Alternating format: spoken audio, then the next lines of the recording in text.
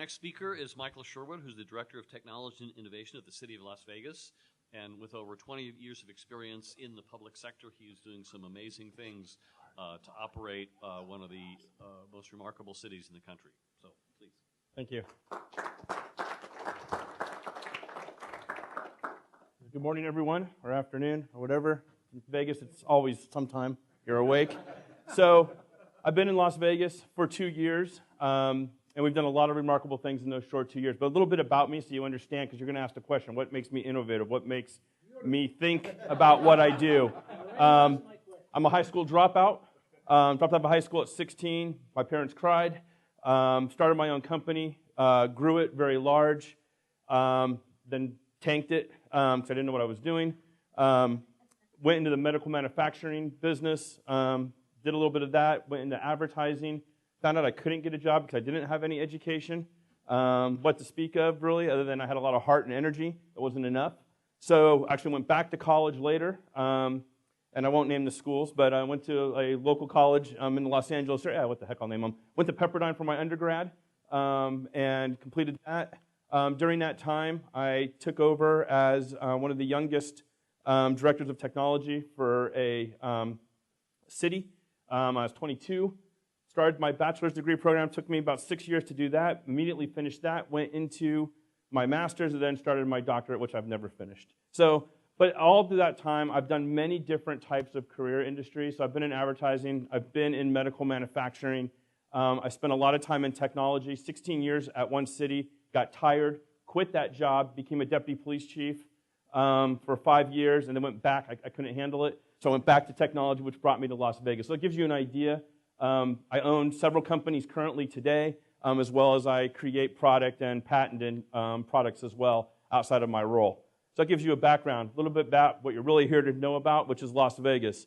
This is just this is the 26th largest city in the United States. Most of you know us as a gambling and entertainment mecca. That would be true. What you don't know, though, are that we do 21,000 conventions per year. So you can do the math. If you think there's only 365 days, that's a lot of conventions. And any type of thing you can think about, from carpet to needlepoint, we have a convention somewhere in Las Vegas happening sometime. But out of all this slide, I want you to look at one thing and really think about it the most, because it's going to be the most disruptive piece, not just in Las Vegas, but for all of you. And it'll impact all of our lives. In Las Vegas, 44% work in tourism. So what does that mean? Well, obviously, you guys know about Uber and Lyft and how that disrupted the cab industry. Okay. And again, that industry is going to get disrupted again when autonomous vehicles come into play. So let's take that aside. In Las Vegas, we have thousands of bartenders. The average bartender makes a salary of over $100,000 a year. Currently in Las Vegas, there are 5 now robotic bartenders. They don't require anybody. Where you had 8 or 9 bartenders working, now you'll have 2 or 3 robots and 2 or 3 humans side by side. So you have that. Front desks. All of you most likely in this room have a cell phone now. Many of the hotels are rolling out keyless entry into, and that's going to be delayed a little bit because of the tragic events that happened just last October. But that's still going to go forward. It's not going to stop. So now think of a front desk when you go to a hotel. There's 20, 30 people up there in shifts, 24 hours a day. That's going to be cut in half. When you look at this work in tourism, that's a scary thought, that 44%, so I'm a futurist, I'm an optimist. I change my title, drives my boss crazy. Some days I call myself the Chief Innovation Officer, sometimes I call myself the IT Director. Some days I just call myself I'm here. But the scary part for me, and I look at this as 5 years, that number that work in tourism is going to be half the amount of labor that it is today. And that's going to be through automation. And I'm going to show you what we're doing in Las Vegas, but at the same time, I'm very focused on education, just because, one, I dropped out and I realized how many years I'm behind. I'd probably be living back in LA, maybe in Beverly Hills, having a drink with Mark Zuckerberg, maybe not him right now, but somebody, had I not lost 5 to 7 years of my life to not having that educational opportunity. And I had means to be able to do all that. So enough of that. One of the things that drives me crazy, especially in the public sector, is I hear this every day from either people that have just joined the government, I mean, these are in their 20s, to people 50s, 60s, it doesn't matter, but we've always done it this way. I've always got to work at 8 o'clock. I don't need to change that. Well, what happens if we need you at 9? Oh my, it's a big deal. Like the union calls me and says I'm horrible because I've asked them to do something different. So imagine as we go through these things, a lot of the things I'm talking about and showing you, this is the hardest part to do and get over. It's not the technology that's hard to do. It's changing people's way of thinking. And someone that has law enforcement experience, I laugh every day, because even in this room here, and I won't make you do it, but if you take a poll and you're going to say, how many of you trust the government with your data? And you in your minds think about it. Most of you are going to say, at least half of you, we don't trust it. Yet you'll trust your Instagram tonight, a good chunk of you, and or Facebook, or whatever social media platform you use. You'll go out to dinner, shoot a picture of that, and tell everybody, your friends and people that could be unscrupulous, that you're not home and you're having a great dinner, so come rob my house because I'm enjoying myself right now. The house is empty. No one has any problem sharing that data with the entire world. Yet when government asks you for some of the things I'm going to be showing you, there's a lot of opposition to change. So a lot of what I do, and that's why I'm here today, is to share the things that we're doing, start breaking down barriers, have discussions, and really start looking about how government can partner with not just business, but partner with you as a community. And that's really what it's about. It's about making the community better for everybody. So briefly, all of you know cabs in Las Vegas. They look like that. It was a huge industry, very powerful. That's why there's no type of mass transit from the airport in Las Vegas to anywhere else, because there's a lobby that didn't want that to occur. So now, take yourselves back 10 years. When you wanted to get a cab, you had to go to one of those things. I know probably most of you don't know what that is anymore, but that's a payphone that you would go to. Then you'd have to go, I don't know the cab company's number. You'd have to get that other big paper-looking thing there called a phone book out, and then wrestle through it, call the cab company, and then you needed a map. You used to go to the fat convenience store, they would sell them up in the front, but a map of where you wanted to go, because usually the cab drivers didn't know where they wanted to go or where you wanted to go. All of this technology was disrupted by one device, the cell phone. Now, with a smartphone, you can do all of what I just showed you in one device. It doesn't sound like much, but that was then. Think of how this device now, in the next 3 to 4 years, is going to disrupt even what we have today. So in Las Vegas, this is the key things. This is the first autonomous vehicle that drives in mixed flow traffic. It's been very successful. It's going on 6 to 7 months of operation. In order for this whole entire system to work, we've broken down into some of the things that we're really working and where we feel are advancing far beyond what any other city is doing, and we're doing it for lots of reasons. One, we're doing it to show the world that Las Vegas is more than just entertainment. I want all of you to keep coming to Las Vegas, gambling, having a great time, eat, be happy. We want all that, but we want business to know that it's also a great place to come and set up a company. And if you've been around any time long enough, everybody's always talked about Las Vegas, and they say, there's no taxes. Companies come move to Las Vegas, there's no taxes. They haven't done it. If you look 10 years ago, the population of downtown Phoenix and Las Vegas was almost identical. What did Phoenix do? Mass transit. They put in medical school downtown and other educational institutions. Now Phoenix is 3 times the size of what Las Vegas is as a downtown region. So now we have to start getting on board and showing, and it's about the amenities. We call it amenities. People call it experience, the customer experience, whatever you want to call it. I call it amenities. Because I guarantee in this room right now, all of you live where you live because of an experience or an amenity that you're getting. Either it's safe, either you have good schools in the area, you like the restaurant that's down the street, you like your neighbors. I don't know what it is, but there's amenities there that you gravitate towards. So we're building amenities not just for the community at large, but for the world at large. So part of that is intelligent traffic signals. Signals that not just look at, based on a timer, but that actually look at the environment as well. So if there's 8 or 9 cars idling, we can see the carbon emissions coming out of those vehicles and change the light green so that pedestrians as are walking on the sidewalk aren't having any, what we call unhealthy or obnoxious fumes in the air that they're breathing. Not only do we change that first light green, we change the next several lights green to dissipate the traffic completely out of the area. We have smart lighting, which I'll take you through, environmental sensors, a large distributed network of sensors, private sensors as well as ones that are owned by us, and then we're really focusing on autonomous travel. One of the great things to know is when we put this out, I was very excited. We put all this technology in. We did lots of role-playing. We did all types of things to make sure that autonomous vehicles work flawlessly. Within the first 4 hours of operation, the autonomous shuttle was hit. And so I was at the office. My phone started going off the hook. Everything was going off. The interesting part is that with all the technology that we had, with all the role playing, all the lawyers, all the partnerships that we had, and you can see on the side of the vehicle, it wasn't just us, it was several other companies all involved in transportation and know the transportation business. I was there more as a technology consultant and advisor. As this autonomous vehicle, it stopped exactly like it was supposed to. It goes, oh my gosh, I'm going to get hit. There's an obstacle. I'm going to stop. It stopped. The human driver in the truck didn't see the autonomous shuttle, kept backing up. The people inside, so imagine you're inside the actual shuttle. You're inside that white area there where it says Navia RTC in Las Vegas. People are banging on the window, screaming at the top of their lungs, hey, you're going to hit us. The autonomous shuttle lacked one key feature that most of you have, or all of you have, mandated in your vehicles today. A horn. No horn. So the guy backed into it, and the rest was history. The thing I think that defines Las Vegas and defines us as a city that is serious about business is that other cities and other government agencies would have stopped the program completely. Our mayor went on stage that afternoon and just made one statement. We've all fallen as children. We wiped our knees off. We got back up, and we went back out. Within 24 hours, we satisfied all the legal requirements, and the shuttle continued to operate and has been operating flawlessly since. It still does not have a horn. So as we talk about all this technology, and Dustin does a great job, and I hate following after him. That's twice now I've had to do this. But a lot of things we talk about is security in general. We talk about it in government. We don't do very much about it, and a lot of it's for cost. These are the major things that we see with IoT and where we need help and more partnership, not just internally within government, but across the board, private and government as well. But the threats are expanding, and you'll start seeing, the vehicle's one thing. When I show you the other technologies, you're going to see how the threats become real and how they can impact each one of you in your daily lives.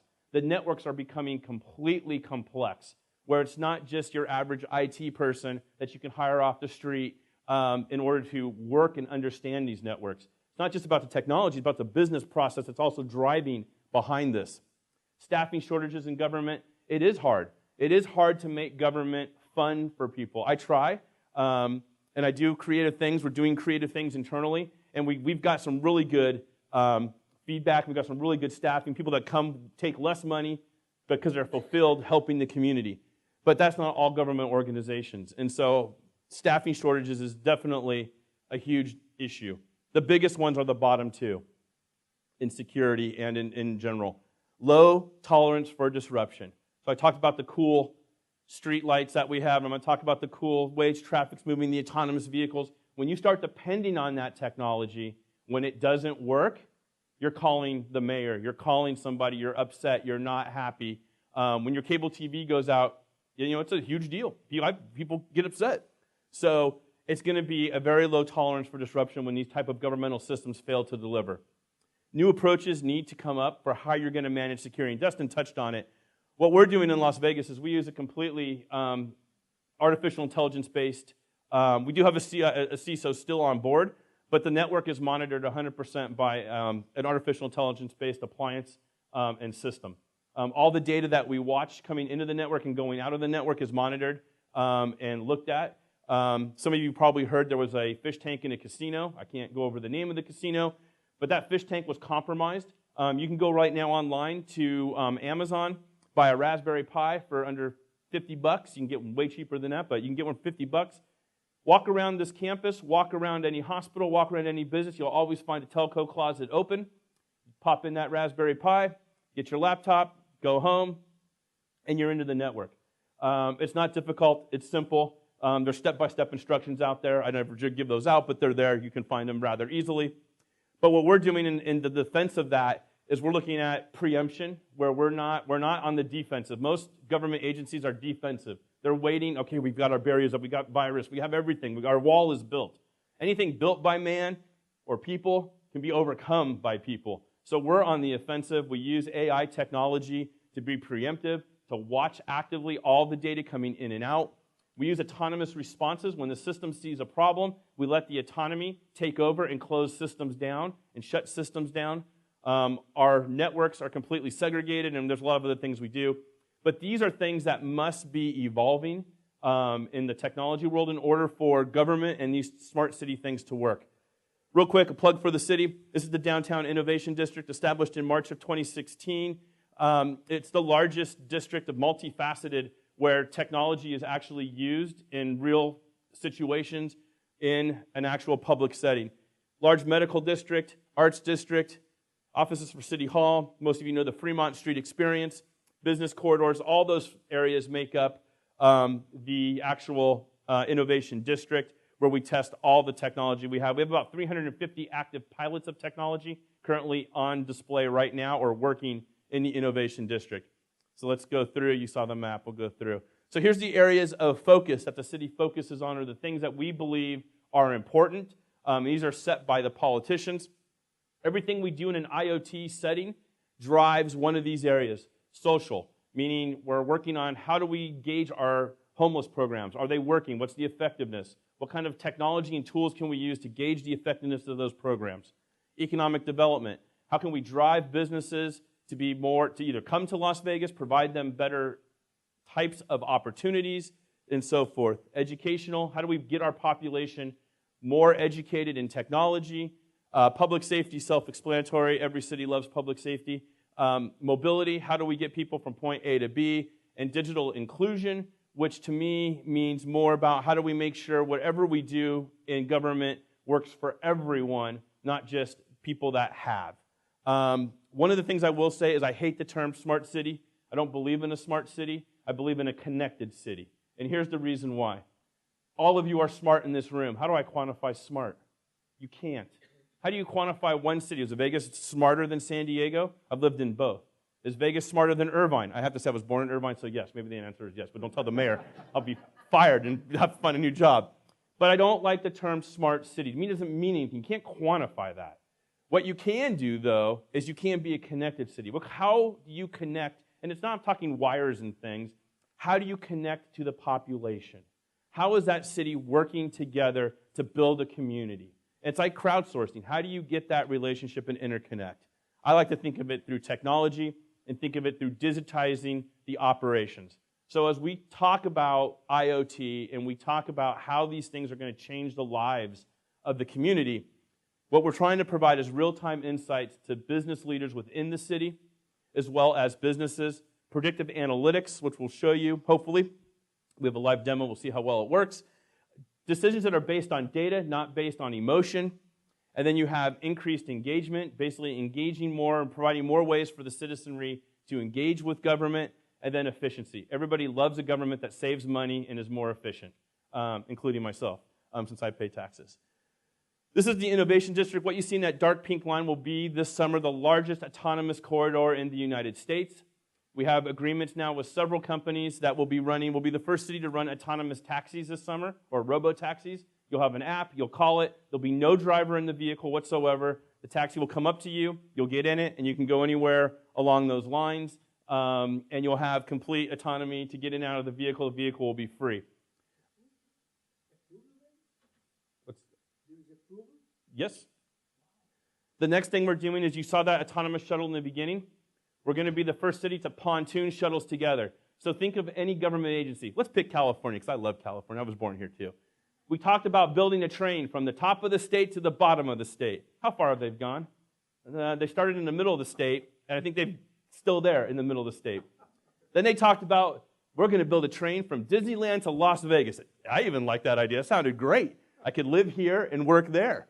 Never gone anywhere. What if you could use existing roadway and pontoon those? You saw the first picture I showed you, the autonomous vehicle.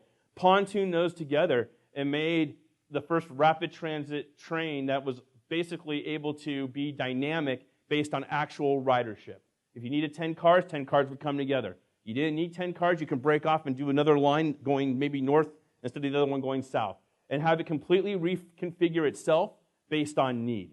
That's what we're working on now as a light rail line to take you from Fremont Street down to the stratosphere. And this is sort of the area that you would be able to use that vehicle. And we would use existing what's called bus rapid transit lanes, which I got to be careful how I say it. Don't tweet certain things, because you'll get me in trouble. But I hate being on any city where they make these special lanes just for buses, and we're all sitting in traffic, and then one bus goes by. 30 minutes later, another bus goes by. In between that whole time, that pavement there is sitting there underutilized. What if you could utilize it? And so that's what we're thinking of doing, is using those bus rapid transit lanes and put in the autonomous vehicles into those as well, and let that be an autonomous shuttle line, that when you were at the bus stop and said you needed it, then the autonomous vehicle would come to you based on that timing. This is sort of what we're looking at. These are the major areas that we look at. Transportation, water, parking are all across the top. We have a smart connected digital infrastructure. A lot of cities lay all this fiber and everything. We do a hybrid. We use fiber, we use cellular, we use all types of different technologies in order to make the interconnectivity. Again, from my perspective, do you want government necessarily? Are we the best email provider? No. So we shouldn't be in that business. Are we the best at doing certain things? The answer is no. So when it's not, we're going to partner with the outside world, leverage their skills and talents, and use that. So that's how we sort of built our smart infrastructure in order to do that. So we use a little bit of everything in order for all of our sensors to connect.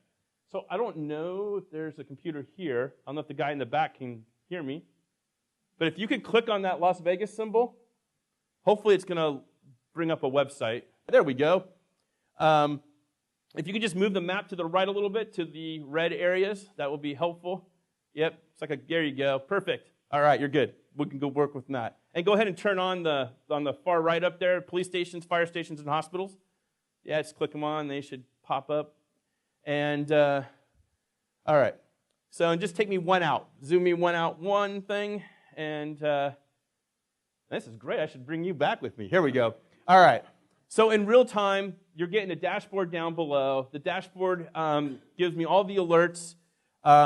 It gives me vehicles, air quality, and weather. And so I can use all of that information to make assumptions or make real assumptions. I'm not sure if you're still listening to me back there, but if you can click right here, 3 little buttons, little dots, there you go. There you go.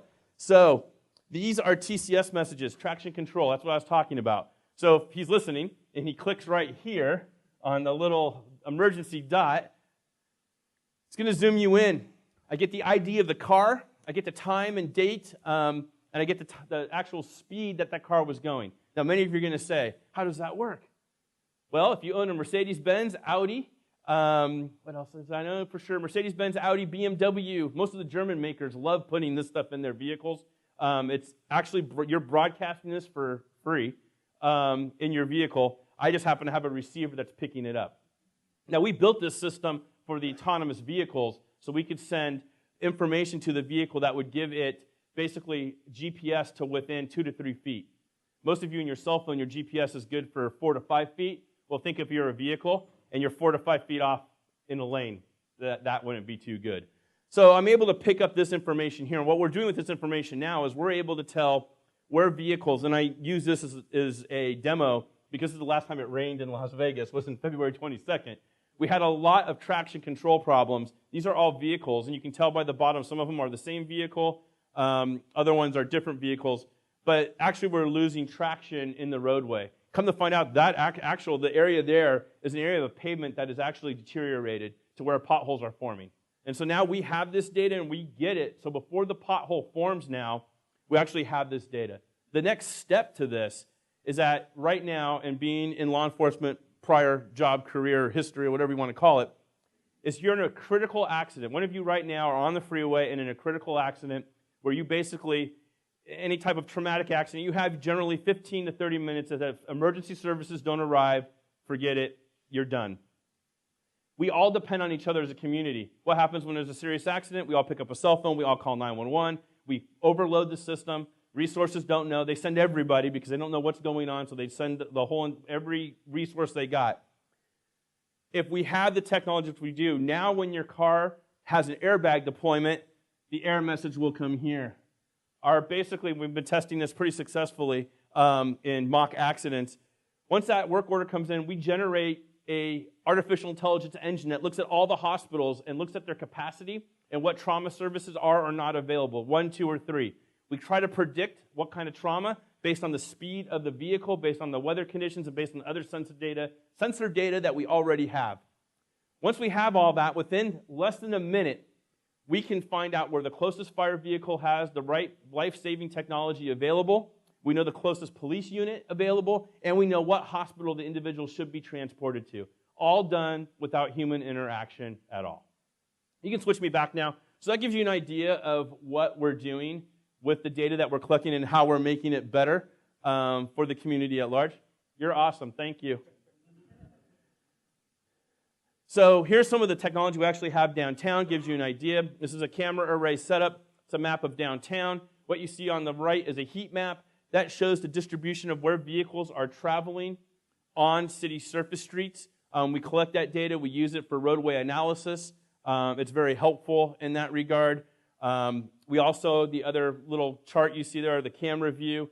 We look at the intersection, and we use technologies such as LiDAR, which I'll show you briefly what that looks like, to detect near misses. So how do cities today find out when there's a problem at an intersection? Somebody dies. And then they go, oh, somebody died. We should look into why that happened. And then we do. So, and then we generally make corrections. But it's too late for that one individual. This is a new street light that we are testing. For most of you, you're going to say, wow, it looks like a Starship Enterprise. We got rid of the fins now. This is something that we developed internally in Las Vegas in partnership with the company. So what you have here is a light. That light is 16 million colors. We're working now to tie your cell phone, so when you dial 911, immediately we can triangulate that position as it comes into the dispatch center and immediately turn that light red and flash it. So now that emergency responders in the area, before they get a radio call, before anything happens, they see red light, they can start going in that area and start being prepared or looking for an incident. This light module actually unscrews, it can come out, and you can put 2 cameras in there. You have a camera back here.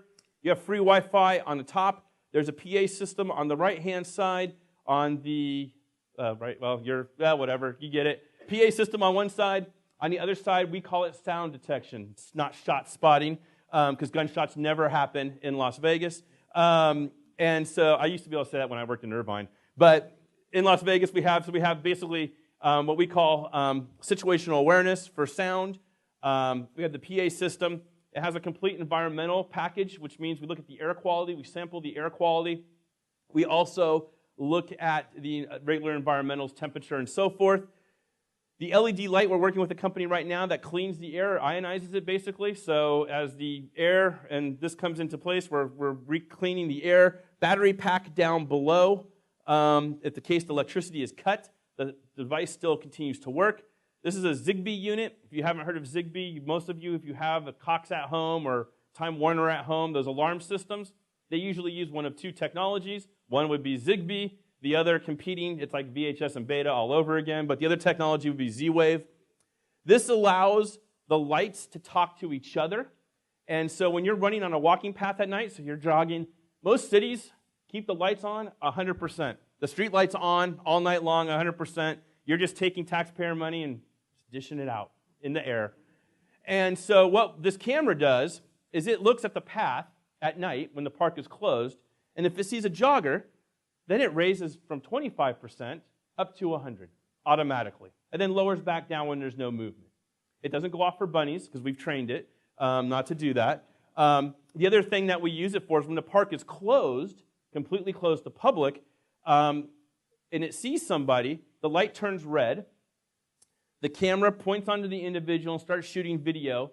A work order, which you don't see, our back-end system generates a work order, sends it to the police department right away, and then a recording is played if the park is closed, letting the individual know. We do that 3 times. After the 3rd time, we actually generate a work order to have an officer respond. They can respond sooner if they wish, but they don't have to. We try to build some intelligence into the unit itself.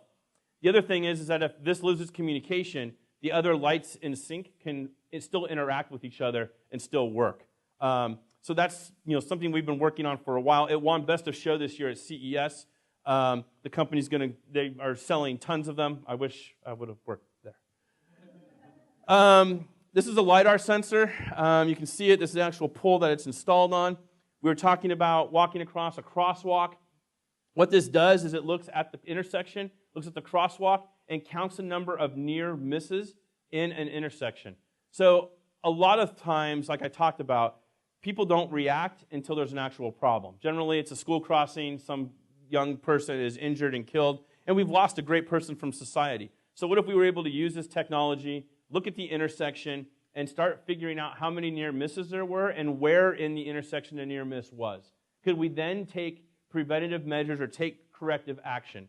So what we're doing right now is we're collecting data. What we're going to be doing in the future is using the LiDAR. As soon as a person starts walking in the crosswalk, if the light is green for oncoming cars, we'll go ahead and use the camera technology up above to make sure there's no cars speeding. If there's not, we'll change the light red so the pedestrian is safe.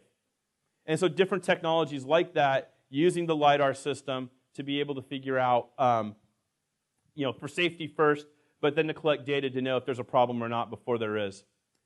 This is more data that we collect in an intersection. These are actual lines, one line per vehicle. Interesting, it's Las Vegas, must have been late at night. That's the sidewalk pad. There's a vehicle that rolled over that, and a couple that, I don't know what they were doing over here. Just interesting. But here's the interesting part, is that all of you have probably seen in your day that individual that's in a lawn chair at the intersection, has a hat on and a clipboard and a little clicker, and you drive by, and they click, and they click. And that's how cities figure out their roadway usage. Once every 1 to 5 years, a person sits out there and clicks. So our sensors are in these corners of the intersection, one here, one here. We're actually watching the entire square. Now we have a distribution automatically. I can tell you, in 1 month, we had 4,000 roughly vehicles per day, 30,000 for the week, got per hour, and then total visitors for the month. So 131 vehicles transected that intersection. So everybody's all, that's great. And remember the city manager, you came and showed me that? That is your revolutionary technology? Yeah, boss, it's great. Don't you like it?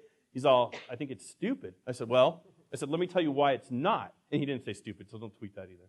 But he wasn't impressed. Let me put it, that's how I felt. City employees are supposed to be to work at 6:30, between 6:30 and 7. Look at that. Look when they all come to work. That's 8 to 9. He's like, you're a genius. Look at that. We have an attendance. I said, yeah. And I said, we're supposed to stay to work till 6, right? Because we work 4 days a week. Some of us work 6 days. But we're not supposed to go home until 6 or 7. Look. Everybody, that's dark green over here. He's like, wow, that's amazing. I said, that's the power of having a smart guy like me. So, and then I took it to a more serious aspect. I said, boss, you're always telling me IT does nothing. It's a big pit you dump money into, and I come to work and that's it, and I go home. I said, imagine if you were an investor on the East Coast, and at any time at night you were thinking, gosh, do I want to put it in my new Starbucks in Colorado or Las Vegas? Well, first I'm going to have to go commission a study, do market research, spend all this money to figure out some of these dynamics. What if I had this on an open data portal, which all this data is available, and I made it available 24/7 to developers? They can go do you remember the 3D map that you saw? That 3D map now, as you start hovering over it, when we make it live to the public, you won't see the vehicle statistics, but you'll get all the business tax receipts. You'll know how much the property tax is. You'll know, hey, it's a good time to put my sign twirler out at this time of the day, because that's when the most cars come through the intersection. I can also take this data and say, hey, Mr. Police Department, look at that. You should be putting motor officers for traffic safety, not for revenue, don't tweet revenue, but for safety right here, because that's when the most people are out there. And that's probably when there's the most traffic and the most offenders. So there's a lot you can start being creative with the data and using it to better your city. Why do we want to better the city? We want great businesses. We want all of you to relocate to Las Vegas and start a business. And hopefully with this type of information, it makes it possible. Different types of analytics. This just gives you a different view. People are graphical, so we provide the data in many different forms and to many different agencies. We provide this data not only to the city of Las Vegas, but to the Regional Transportation Bureau as well. So they have it. This camera is really counting, I believe, the number of bicycles that transverse through. So we have a bicycle count. It was funny because everybody was asking, God, I never see that many bicycles. Well, on the first floor of City Hall is a sandwich shop. What do they do during this time? They're delivering sandwiches. That's why there's a huge amount. The IoT stuff is getting so good, the sensor technology and the ability for us to use this data and manipulate it and start using basically artificial intelligence. I can break down between cars, trucks, buses, and bikes. Actually, the camera technology, the back-end technology, so now I can start auto-configuring the street based on the traffic in real time. If there's lots of trucks, I can make the lights go longer so that the trucks have time to get through the intersection. I can shorten it down when I have cars. I can do all types of things in real time, and we're doing these now. We're testing them in limited quantity or limited distributions, but I'm able to do things I've never done before. I'm actually able to take this information, which is important. If you're a restaurant, how many cars come by? And then I can actually give them the breakdown of cars. I can actually now get down between car and SUV versus pickup truck, bus, bike, and semi.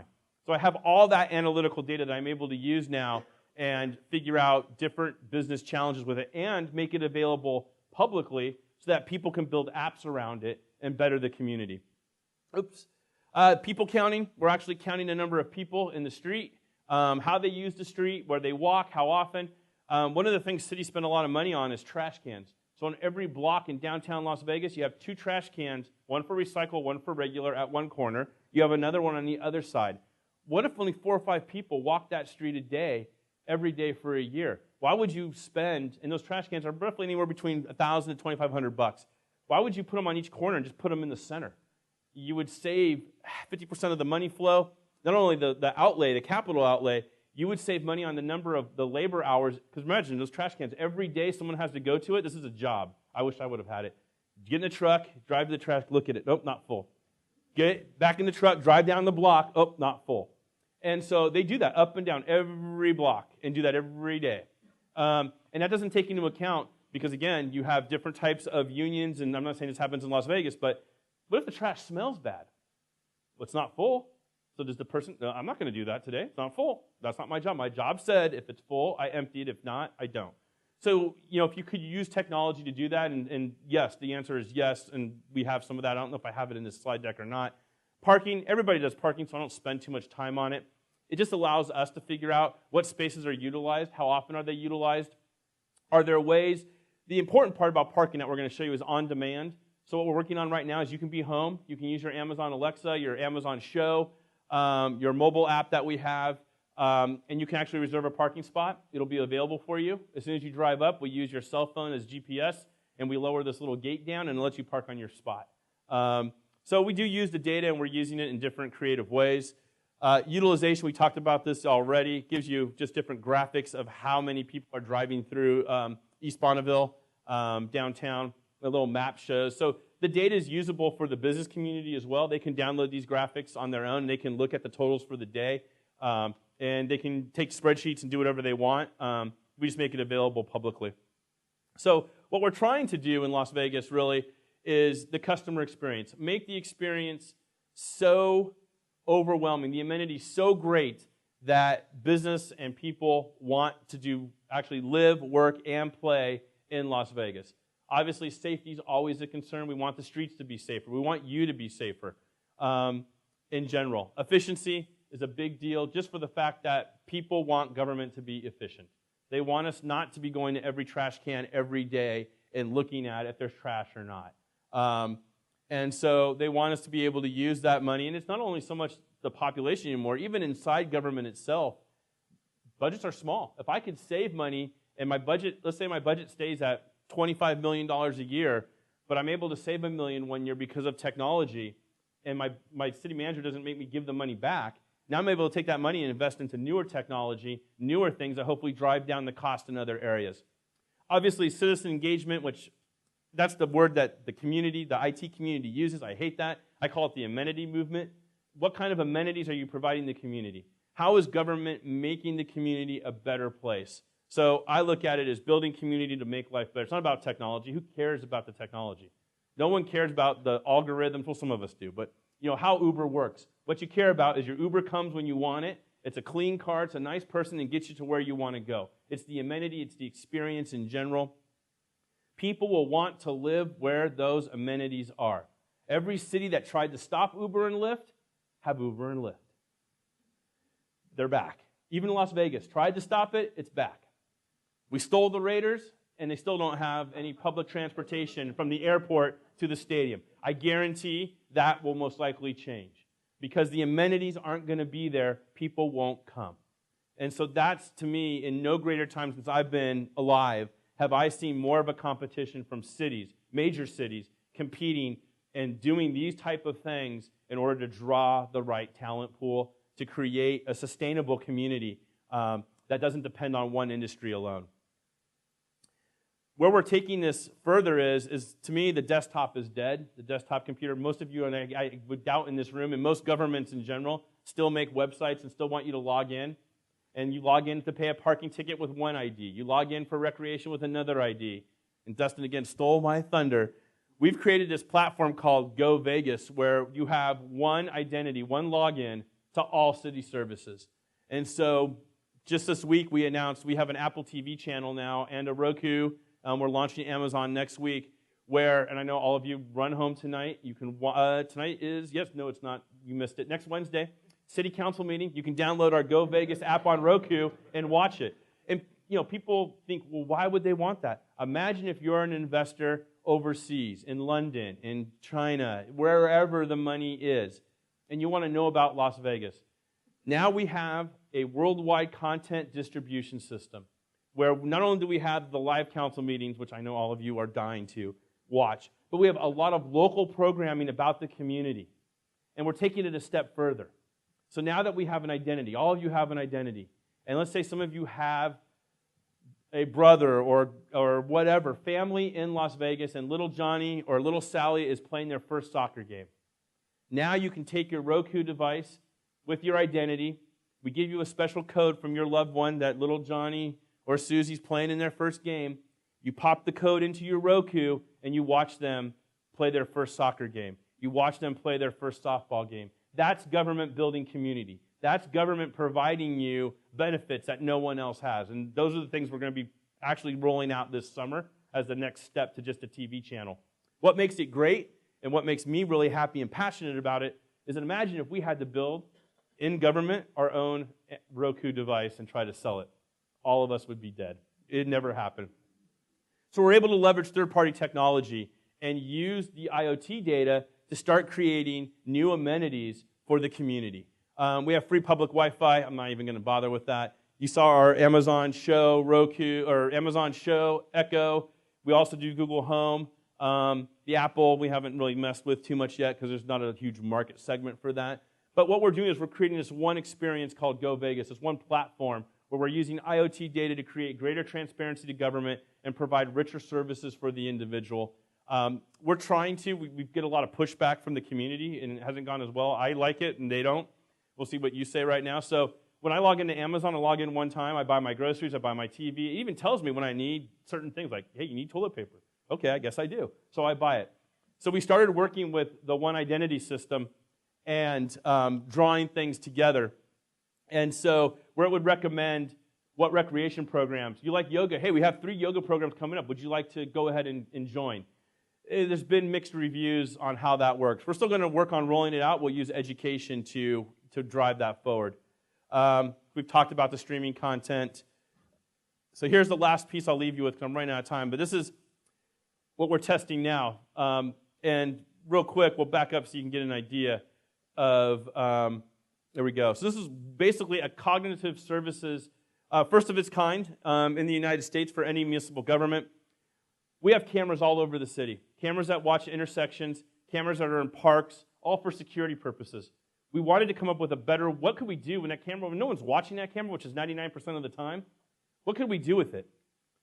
So what we did is we basically took that video feed and sent it to the cloud into a artificial intelligence and cognitive learning engine that we trained ourselves.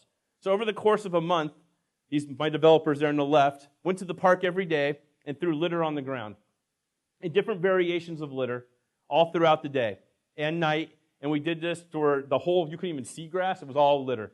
And we trained the system to, right now it's about an adolescent type system. But we're able now to determine when the park is dirty or clean. So it doesn't sound like a big deal, but the next piece to this is imagine it being in a roadway now. Now it's a camera, so less sensors, less stuff to do. We can use the camera, and we're working now on detecting road defects. We're looking at all the things that we're doing, and the computers are actually generating work orders through the artificial intelligence engine. They're actually driving change for the community as a whole. We're using less people and using more of the people. When the automation comes in, we're using them to actually respond to the work order, but all the review and look is all done by the computer. So it's video in real time. The feed is constantly sent up to the cloud. We're analyzing it in the cloud, generating a work order in the cloud and sending it back down to systems at City Hall. So that's one of the things that we've been really working on. We'll pass on the battery piece because I know I'm out of time because I'm long-winded. Challenges, you'll probably ask, it's breaking down the internal silos. It is getting people to embrace change. The rest of these are pretty much self-explanatory. Understanding your challenges is probably a big deal. We have a website that we try to keep up. It's not very good, but you can look at it, innovate.vegas. I'm working on it with all the things we've been doing. And what you've seen has only been done in the last 2 years since I've been there. So everything you've seen that I presented today is what we've created in the last 2 years under my, some people call it a rule. I don't know, whatever you want to call it. Some people call me a dictator. But that's what we have there. This is all my contact information, minus my cell phone. I did that once, and I regretted it ever since. But feel free, you can email me. I'm pretty much accessible all the time. I'm more than happy for any of you that have technology, want to share it or partner. We test a lot of different things out. And some of the things we have now are those bot dots. We've actually started building, so those little bumps in the street that you see, we've actually embedded a camera in one of them and then used the trailing dots behind as solar panels to feed the camera. So we have a bird's eye view now of the street. So not only that, as the license plates come by, if somebody does something bad, I can scan all the plates as they go through, all types of stuff. But those are the type of things that we're looking at really creating a better community, creating a better economy, not just for Las Vegas, but for the state. And when you think about some of the things we've done and the impacts that can transform government, as I said in the beginning, think of everybody in every city right now has their own crews. You have a street light crew, and lights are different. You drive just a couple cities over, they're all different. What if a state mandated to have one street light for the entire state? Do you need crews in every city now? The answer is going to be no. So in my mind, government itself will change and morph in the next several years. There'll be more consolidation like there was in the private sector. You'll see government consolidation, if the politicians allow it. Everybody with money, it's a big deal. It's hard to do. But thank you very much. Hey, let's take time for a couple questions. I chewed up all my time. Sorry.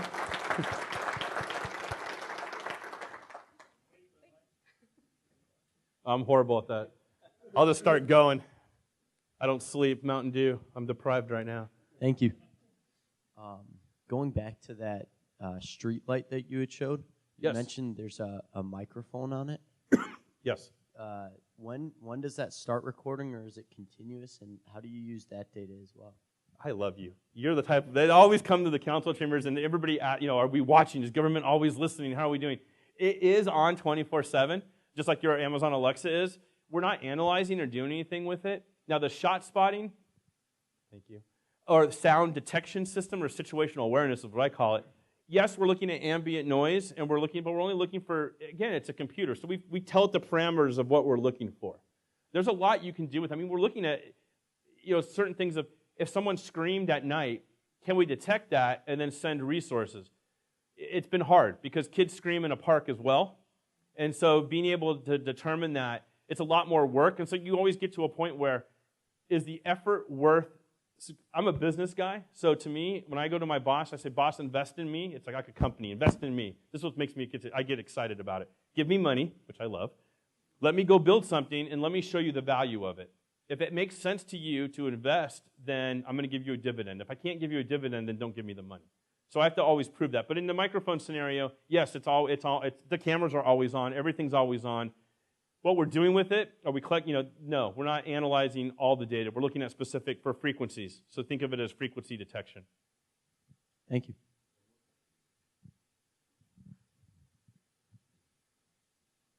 Get your exercise. Glad to make me do that.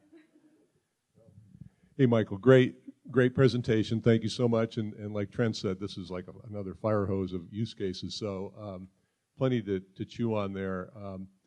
I'm kind of curious. You said this has been all happened basically in the last 2 years. What were the inflection points or point that enabled the city of Las Vegas and your higher ups to kind of buy into investing this way? So I was brought in specifically to drive. I'm not only the innovation person, I still run the day-to-day IT operations for the entire city as well. And so it's clear from that first slide that our economy is going to be impacted. And so at some point, Las Vegas has to do something to start modernizing. It's infrastructure. How do we do things more efficiently, more effectively? There's a struggle, though. So you ask, from an executive level, the people I report to, city leaders. So in our city, we have a city manager, then a row of chiefs, and then directors down below. So I'm at that director level. I'm kind of a renegade. I sort of float around and talk to different people. But from that executive level, they realize that technology can be their answer to saving more money and being more efficient. But I'm fighting against the departments that want more money to hire more bodies, which they're not going to get. And then you have the elected officials. That's the hardest part. So that's what makes your question hard to answer, is that elected officials want to hire more cops and fill potholes. They don't want to give me money. So that's why the investment, I have to show them why these things, how these things can work. I'm naturally just an entrepreneurial. I'm not the normal government, and I think that's probably not the normal government CIO type guy. I'm becoming more of the norm, I would say. But it's what you saw, what we've done, was really done through what I call good salesmanship. I've probably brought in $3 million of projects for no outlay from the city at all. Hitachi, I have a partnership with Hitachi, very successful, no money. So everything we've built, 90% of what you've seen has been done by just me hitting the pavement, working with companies. And I have an advantage, is that I have the largest consumer electronics show every year. So now people can actually bring their products, install them. And that's what I tell them. And I do events like this, so I pitch and provide value for those companies. Because when you say, hey, my product is installed in Tustin. Okay. If you're in overseas, what's Tustin? I've never heard of it. If you say it's installed in Las Vegas, people know it. And people want to come. Not that they don't want to come to LA, but I think there's a risk. My leadership is very risk. Look, I'm the fall guy. The stuff don't work. The Thomas shuttle blows up when it happens. I'll be looking to all of your names to knock on your door and ask for a job. But it's the propensity that Vegas is losing when it's competing against Phoenix. We're losing. Phoenix has more high-tech jobs, more high-tech workers. We're losing against Salt Lake City and Utah. We're definitely getting killed by Colorado. All those states, as people migrate away from California for whatever reasons they might have, or businesses are looking to expand operations but not within California and other states, we're losing. We're losing hands down. And a lot of it has to do with, one, it's Vegas. Everybody thinks you're drinking and gambling every night, and there's a lot of food, I can tell you that. And so, but that's one aspect. It's not the true Vegas, though. It's how do you market it? How do you position it? Technology is one way that we can get there and make a difference for the city. And we're trying that. And we'll see how, we're successful in getting a lot of this technology up and going and working and getting media press from it. I haven't been successful in landing a large company to want to put roots. We have Zappos, and that's it. And so the success will be, is my theory true? Do amenities drive people to a community? I'll let you know in another year, or I'll be unemployed. Thank you. Oh, thank you.